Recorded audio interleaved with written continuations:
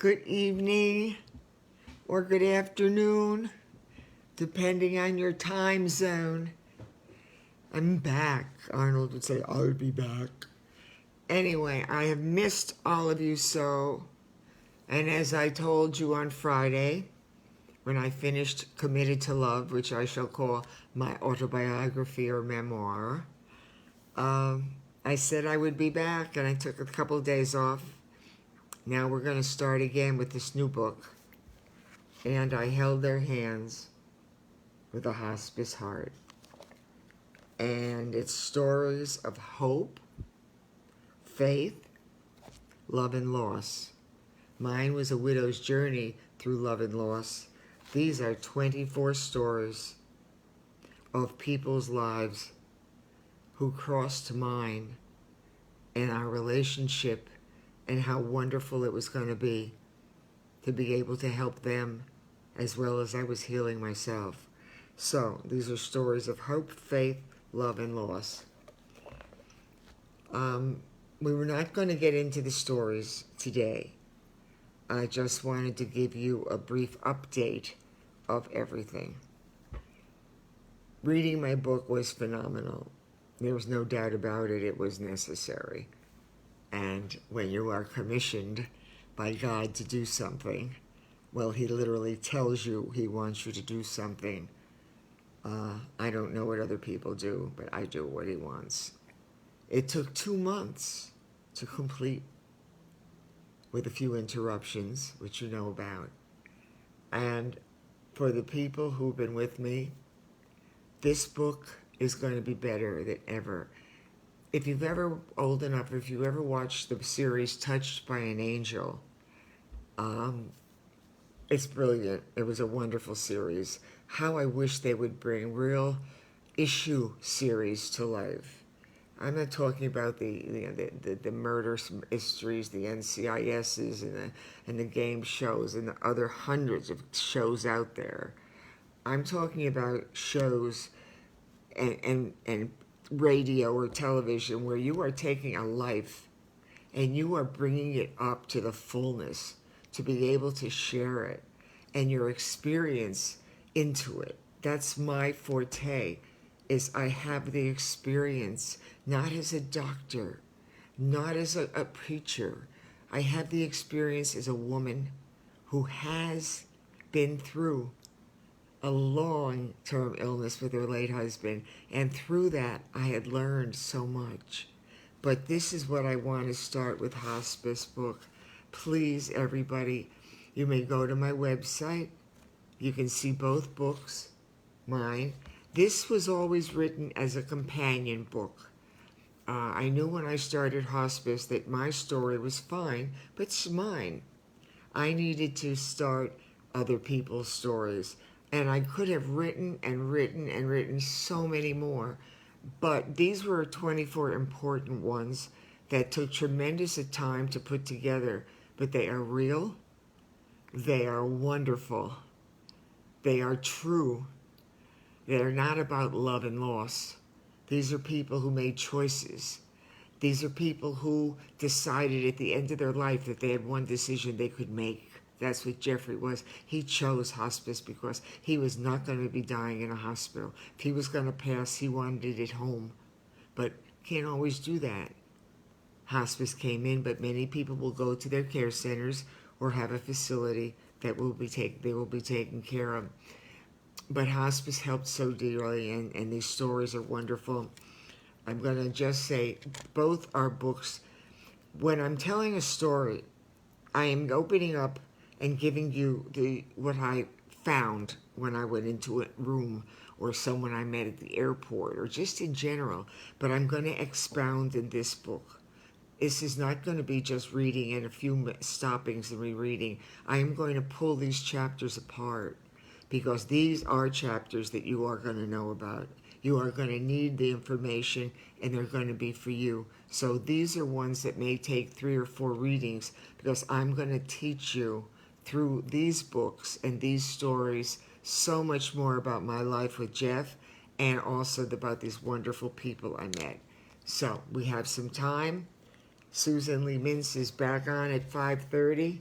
Here it is, the masterpiece, the second New York Times bestseller list that nobody knows about. But we are doing it here, and I'm talking to the world.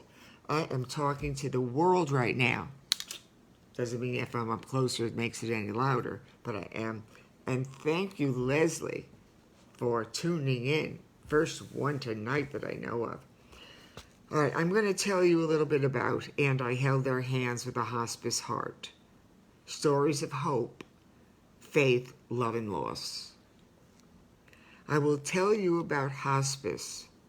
And the hospice I was involved with was the one on in Boca, the Care Center Hospice by the Sea, which is now Trustbridge.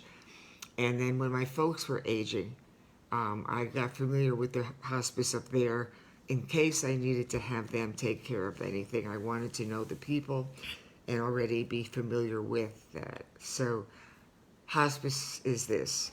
And again, it's a companion book. There's their story, my story, interwoven, intermixed with each other.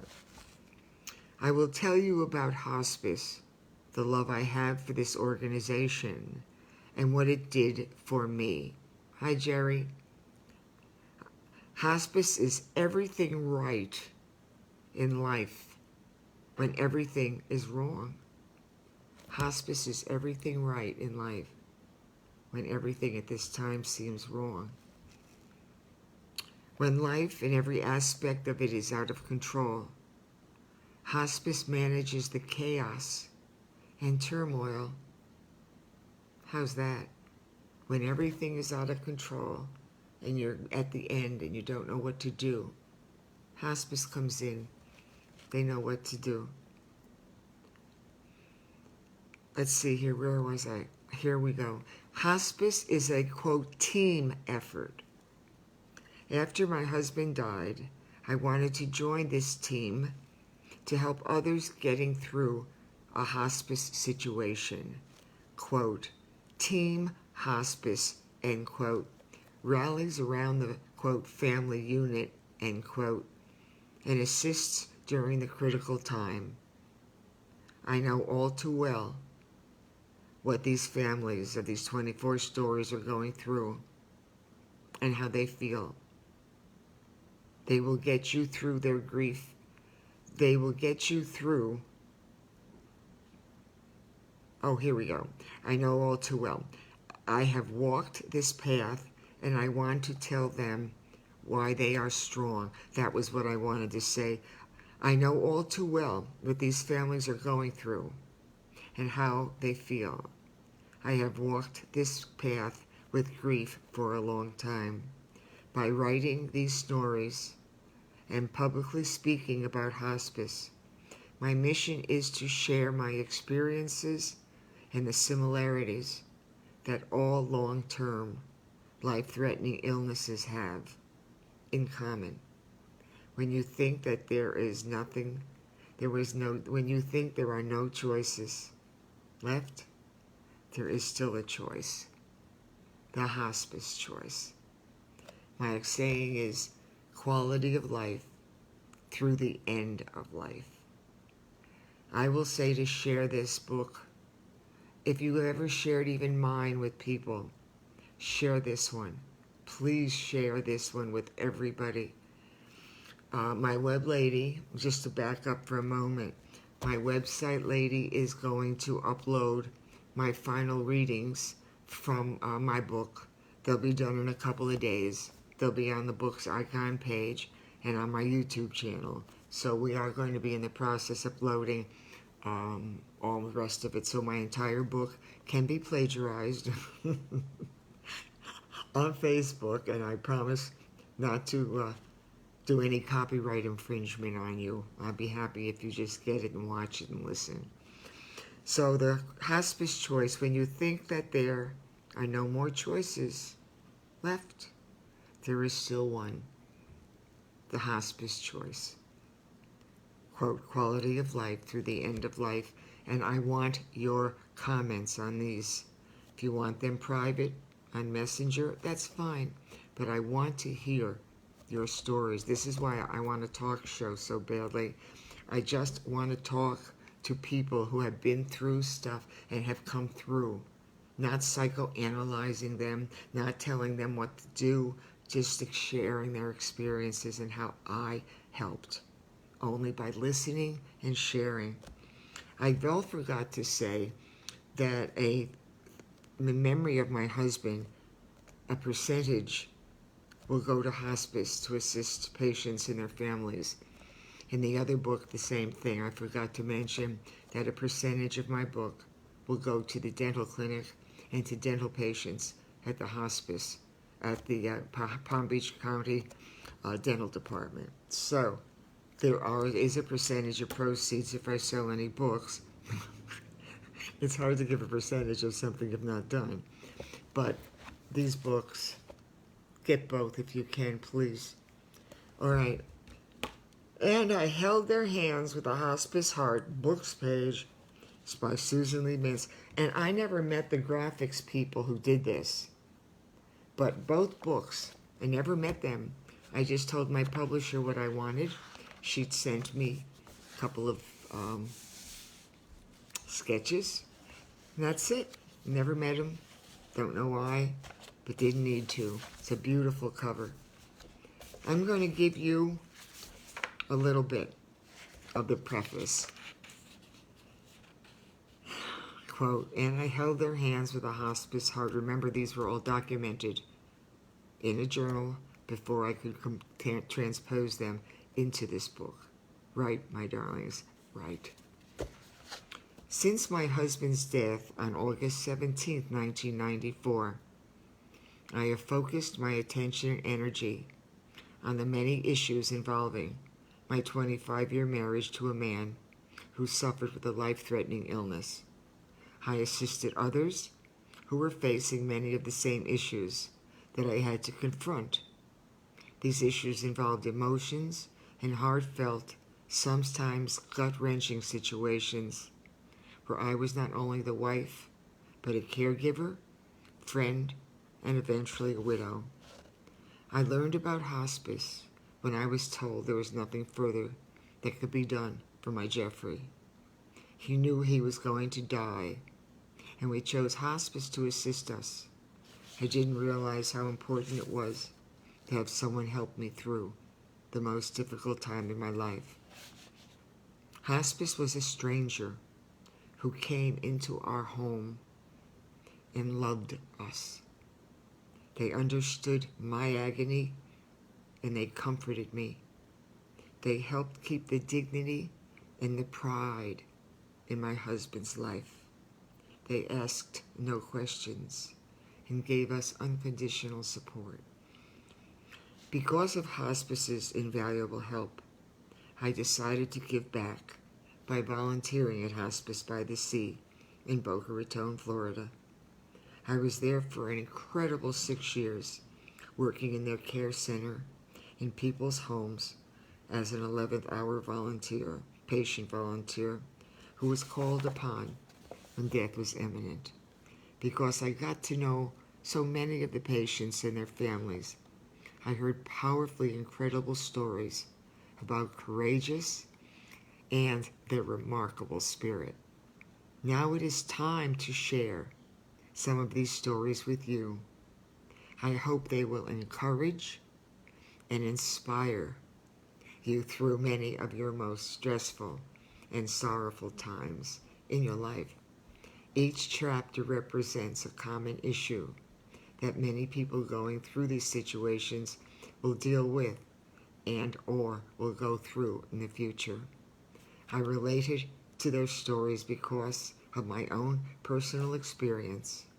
I related their stories to their stories because of my own personal experiences, and I understood how they felt during those challenging times.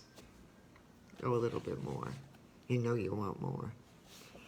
First, let me explain what hospice means. The word hospice is derived from the Latin, quote, hospes, Hospes, end quote, meaning host or guest, or, quote, hospitum, end quote, meaning, quote, guest house. And that's how it started off. It began in the Middle Ages by a religious group offering resting places for weary or sick travelers on their long journey. Dame Cicely Saunders founded the first modern-day hospice, St. Christopher's, in London in 1967. A volunteer brought the concept to Connecticut in the early 1970s. Today, there are thousands of hospices in the United States, and many people don't know about it. They've never heard about it, and it's so sad because we need to tell them about it. Just one more, I promise. But what does hospice mean, not from the dictionary's definition or an historical perspective, but from deeply heartfelt and personal experience? Hospice is about choice. Hospice is about living and not dying.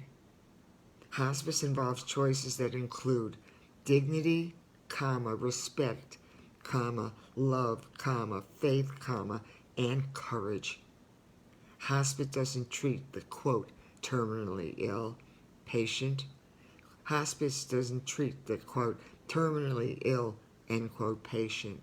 It treats the very much, quote, living person. When it is determined that a patient has a short-term life expectancy of 6 months or less, hospice is an alternative choice in determining how you want to live out the remaining days of your life. Hospice is concerned about one's quality of life and not about its longevity. The physical, mental, psychological, and spiritual needs of the patient and family are included in the hospice concept. The family is the, quote, unit, end quote, that is treated for the disease. It is the total program of care and support, and that's why it is so powerful. Okay, I'll stop and start here on, I'm so confused with the days. What's today, Tuesday? Ended. Start here on Wednesday. So, if you got anything out of that, it's that I'm very tan.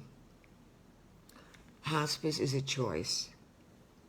Hospice comes into your home or the care center and doesn't just care about the person who is perhaps going to pass.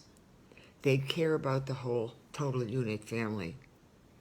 They assist, they guide, they comfort, they support. They are the extra hands you need when you are facing a long-term, life-threatening illness or condition.